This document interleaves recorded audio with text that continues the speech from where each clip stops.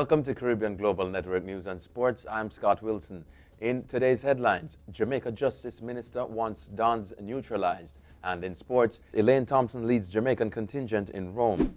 Jamaican man says he didn't flee immigration in Trinidad. The Trinidad and Tobago media has reported that the Jamaican man who was refused entry at the Piarco International Airport in that country and eluded immigration authorities there is refuting claims that he escaped custody. The 29-year-old man, who reportedly contacted the Guardian newspaper, claimed he had paid $500 to an immigration officer to secure his freedom. The Guardian reported that the man on Sunday contacted their news team and provided a photo of his Caribbean Airlines boarding pass from flight BW415 from Kingston, Jamaica to Trinidad as proof of his identity, his order of denial, and a photo of the room he was being kept in to corroborate his account. The airport's authority stated the suspect escaped from immigration and airline security officers and left the Piarco International Airport on Saturday. The man told the media that he was stopped by immigration officers from entering the country on Friday night, but said there was no basis for their refusal. Poultry ban ill-advised. A recent ban on poultry from Guyana by the government of Trinidad and Tobago has been described as, quote, ill-advised and premature. The Guyana Livestock Development Authority, GLDA, says it considers the advisory to be ill-advised as neither the sale nor consumption of poultry meat poses any health risks. The GLDA sought to assure the general public that the issue with duck disease, which has been suspected to be but has not been confirmed as duck hepatitis virus, has been contained and restricted to 6 duck farms on the coast of Guyana. According to the statement, the disease has not manifested itself in the other poultry sectors, chicken, turkey, and guinea bird, and has only been observed in ducklings between the ages of 3 to 15 days old. Jamaica Justice Minister wants Dons neutralized. Jamaica Justice Minister Delroy Chuck is calling for help from people of influence to neutralize Jamaican Dons' influence in communities. Chuck made the call during his keynote address at the commissioning of 132 Justice of the Peace, JPs, for the parish of Kingston on Sunday at Woolmer's Boys School. Chuck said the police, political representatives, justices of the peace, business operators, among others, all have a key role to play in the effort, arguing that the Don culture plays a large role in powering crime and should be rejected by all.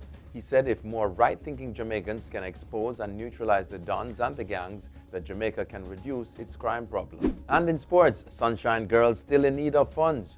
The Netball World Cup takes place in Liverpool, England next month, and the Sunshine Girls are short on financial resources. According to President of Netball Jamaica, NJ, Dr. Paula Daly-Morris, her organization is still seeking financial assistance to send the Sunshine Girls to the championships. The tournament will be held from July 12 to 21. In an interview with the Gleaner, Daly-Morris said that a recent fundraiser held for the team went well, but the association is still looking for funds to offset the cost of the team's overseas training camp. Daly-Morris said all the expenses have not yet been covered, so any contribution would be welcomed.